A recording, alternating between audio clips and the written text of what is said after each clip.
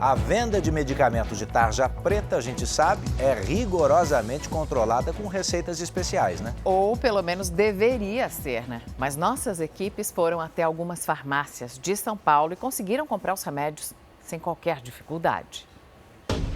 Remédios controlados que só deveriam ser vendidos com indicação médica são comercializados de forma irregular. Nossa equipe conseguiu comprar estes medicamentos sem receita. Esses remédios são tão perigosos quanto os entorpecentes que a gente encontra na rua.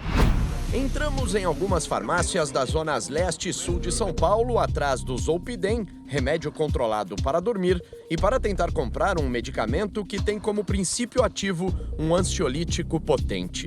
Com uma câmera escondida, conversamos com o atendente de uma drogaria. Gotas ou comprimidos?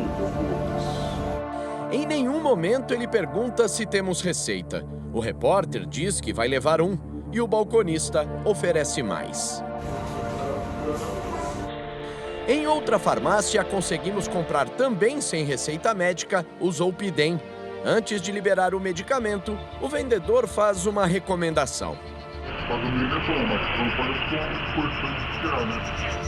E o vício pode atingir muito rapidamente o usuário dos remédios controlados, segundo este psiquiatra. Esse medicamento, em 15 dias, já dá uma certa dependência e uma certa tolerância. Em 6 meses, 50% dos pacientes não conseguem abandonar mais os medicamentos.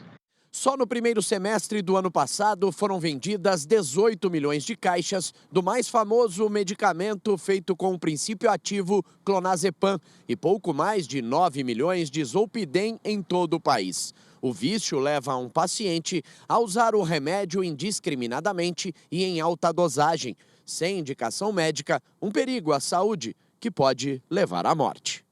Um risco imediato, um pouco mais grave, é você ter uma sedação a ponto de você ter umas depressões, principalmente as respiratórias, que pode te levar a umas insuficiências respiratórias, tanto agudas quanto as já um pouco mais importantes, que pode te levar até ter uma parada respiratória.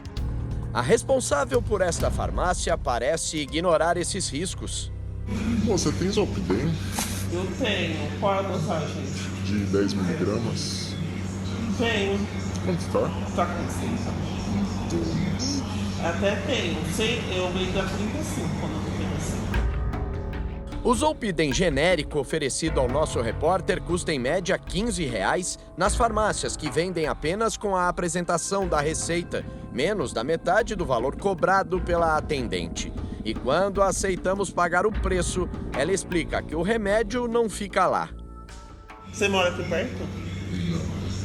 Eu até consigo, se você quiser passar amanhã, meu marido traz.